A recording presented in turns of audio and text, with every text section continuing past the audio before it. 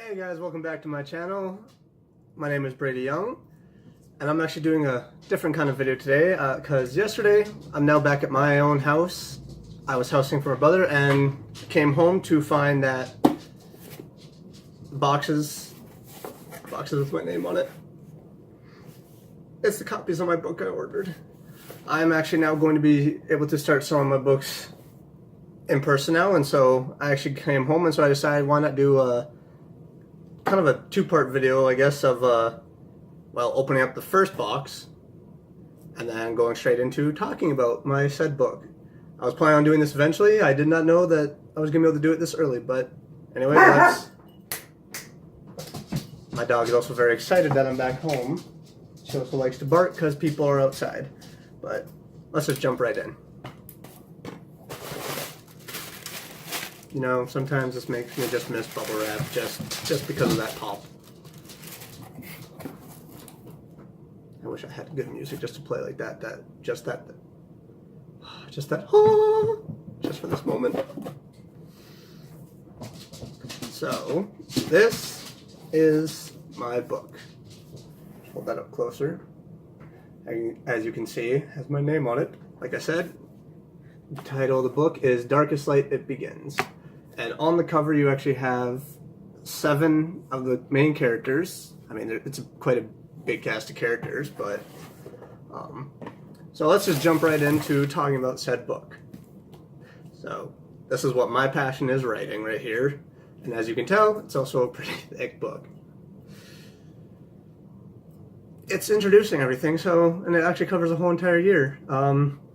Mainly because why it covers a whole entire year, it covers a whole entire school year, mainly to be precise, well, to be specific, is the grade 11 year of the kids.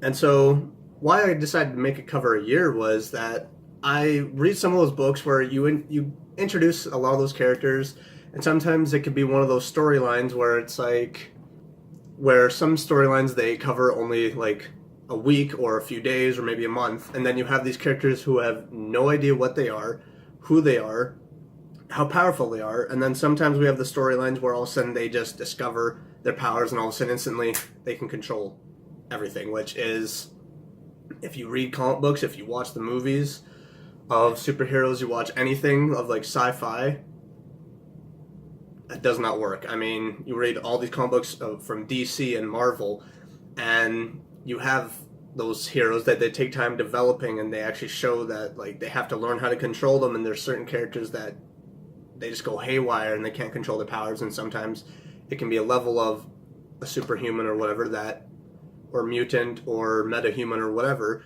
that could really end up destroying the world if they don't control their powers. And so for me, I decided to take this book series and I decided to cover the grade 11 year. This is going to be a 5-book series. I decided to cut the 4th book in 2 parts, mainly because it'll be the last books. And so with that much, it's going to be jam-packed a lot, and so I didn't want to make another very like overly thick book like this one is. This book is actually 595 pages, but with all the added in, it comes to about 601. That's over 200,000 words, so I'm kind of impressed with myself that I could actually write that much. But no, to also talk about this book, like it covers that year because it's characters that are 16 and 17, and they are learning how to control not only their powers, but they're learning on how to go about that daily basis. They're learning they're still going through school, and so they also have other things on their mind. They're going through sports, they're going through school, they're going through this new transition of also finding out that their parents lied to them up until this point in time, because this book is set in 2032. So for the first 16 years of their life, since the day they were born, the parents have been lying. Now, to talk about more in depth on this book, it is a what if universe kind of set, as in it's based around my friends, my family, me, and based in a what if universe. I decided to base this book series and kind of prequel series and everything. There's going to be a prequel series that is going to be based on the parents, so it'll be based on me and my friends when we went through high school up until like a starting point to where this book kind of begins. It begins. Sorry, a little punny.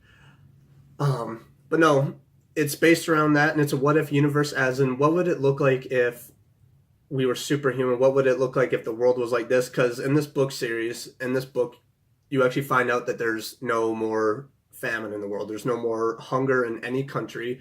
There's actually no war going on, but there is still like crime and all of that stuff. Um, so it's kind of set during that during a period of time where it's like it's peaceful, but at the same time there are still criminal like crimes happening, criminal activity, and still that kind of stuff.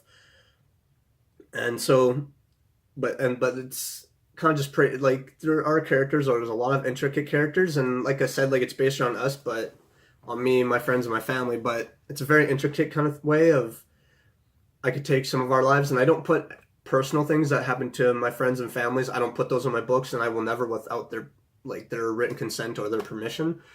And so, to go more in depth on this, it is based around that what if universe. And I mean, how cool would it be? I mean, we've all thought that, like, how cool would it be to like control lightning, to be able to fly, to read minds for a limited amount? Because some people some people's thoughts are kind of weird. But no, to talk about this as well as a cast of characters, there are, because it's based on my friends and me, I base it mainly on that. I don't base it on my siblings' kids that much. Like, they will most, well, those are spoilers, but they might be introduced. I mean, spoilers. Um, but I started with like my grade 9 and 10 class, and so there was about 18 to 20 of us or over, and so I didn't put some people in, I put others in. I did change first and last names just to stay on the safe side. Certain people that are very close to me, they gave me oral consent on saying that, you know what, you can use my name. Some of them think it's actually very cool just because, they hope if it ever gets made into like a Netflix series or movie series or TV series, they really have hopes to play themselves. You know who you are. If you're watching this, you know who you are. But no, like certain other names, I did keep like the first names just because certain names are very common, and so there was my mind. It was like there's no point in changing them. Um, but to go into this book, it starts in 2032. It's coming right at the end of their summer break to going to grade 11, and it's based around like my son. His name is Kane. It's based around his friends Tom, Jane, Jen, just a lot of vast characters as well. And so they're starting off and like they're just looking forward to, well, some of them are looking forward to school very much. I decided to put myself in the shoes of my son in that, like, oh, it's school, I don't want to do school. Because I mean, there's some like part of me throughout my high school life was like, I don't want to. And so I kind of emulated that in that sense of, even with like Kane and Tom, I decided to mirror that in the sense of like showing that it was me and my best friend. Like, I decided to just put it like how we would act to each other towards each other in the book, and so they kind of act like that. Um, but it starts off with them just going to grade 11. They're starting off, and the school name is HNCA. If you want to know more about that, you're gonna have to read the book. But they're going to school, and they're just going through their daily lives. Pretty much throughout the first day, they're talking about sports. They're looking forward to new friendships. They're looking forward to getting to know each other more. And then a new kid arrives, as always is like kind of a cliche kind of thing. I guess I went along that way. Like, a new kid arrives. His name's Raphael. He just comes. He's just a silent character as soon as he walks on. But a little farther down to that chapter, Raphael actually makes an appearance and actually tells Kane, like, pretty much just blatantly tells him, like, everything you know is a lie. Like, there's a hidden side to everything. Like, and after so long, like, throughout the book, it gets to a point where Kane gets fed up and gets angry and does confront his father to find out that they are him and a majority of his friends. Well, Raphael does tell him a bit about his friends, but majority of his friends and Brady, the character in the book, tells about his friends and their kids that, like, they're superhuman, or as they later get named, chosen. And they're these beings with extraordinary powers. And as they go on, they all of a sudden start realizing, like, because the parents start realizing there's fewer of us. Why? And they all of a sudden find out this mysterious group is actually hunting down the parents because of something that happened in the past. Like, the world at this point, let's just say this, the world has no idea that chosen exist, have no idea that superpowers exist, have no idea that anything like this exists. And yet the parents actually were active. Like you find out like the parents' old team name, you find out like where that they actually had a headquarters and they were active. And so the kids start questioning like, how is it that the world does not know about powers? They think it's still fantasy that people could fly and shoot out lightning from their hands or control fire or control things with their mind or read minds or turn invisible or phase through walls or any of these things. And it gets to a point where they know it, they just confront the parents. And that I think was a very exciting kind of thing to write because it does give you more backstory on the parents. But throughout this book, I did give teases on the parents' history, except I'm all saving that for when I write the prequel on the parents, which some of my friends, they really want me to hurry up and write that just because they want to see how I portray them. And I'm pretty sure if I portray them badly, I'm getting hit. But no, like, they all of a sudden just discover there's this mysterious group hunting down the parents. They've already lost quite a few of them. And then to top it all off, there's more chaos that just keeps on happening. There's about 3 antagonist parties I put inside this book, which I think a lot of writers probably would tell me, and a lot of people would probably tell me that that's a lot for one book, but that is why it's very long. But that's the thing with superheroes or anything like that, is especially in the comic books, there's never just one main villain. There's never just one thing. Because you look at all these great Marvel and DC stories, and sometimes like they just have like these clashes of different. It's just one thing after another, after another, after another, and that's what I wanted to do in this book, where it's pretty much after so many chapters, it's just like nonstop going. Like there's just one problem after the other. So one of the other problems that arises is on a live broadcast made by the U.S. government. They're talking about the fact that like they're addressing this superhuman kind of stuff, like it's all fantasy. And they start doing like cover-up stories like, oh, it's people that are just prototype machineries. It's just new guns being developed. It's new armors that are being developed. Like, and I kind of did that as a reflective of sometimes that's what people say. Like in all these conspiracy things that do happen in our actual world, sometimes those things get brought up. So I wanted to address that. And at the live broadcast, there's actually 2 what I have aptly named Rogue Chosen. But no, on a live broadcast made by the U.S. government, there's an attack. Everyone in the room is actually, like, and it's on live television. They get attacked, and it's by these 2 just maniacal people. And I put that sometimes the greatest villain motivation and the scariest one it can be is sometimes they do it just because they want to, and that's what these 2 guys are. And they start all of a sudden building their own team to rival, like, the kids' teams that they make. And then all of a sudden, like later on in the story, all of a sudden they get a demon.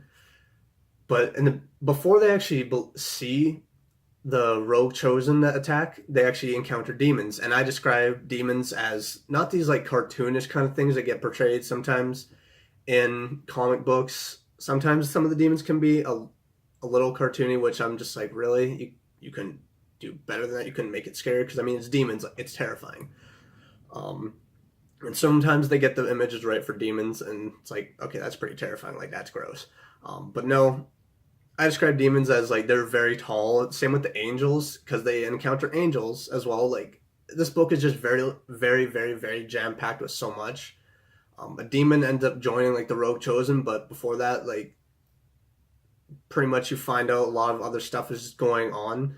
I want to say so much more about this book, but if I do, I probably will spoil so much. I could possibly end up spoiling the second one, which the next one is called Darkest Light, Blood and Fire. The third one, I'm still working on the title, and the fourth and fifth one are still working titles. But I'm just very excited that, I was able to talk about my book. Like I said, like, and I know I didn't end off, like, do a appropriate outro for all that stuff, but it's just a very jam-packed book, and I have to end it right here. I really have to end it right here, because if I keep on going, I will spoil it.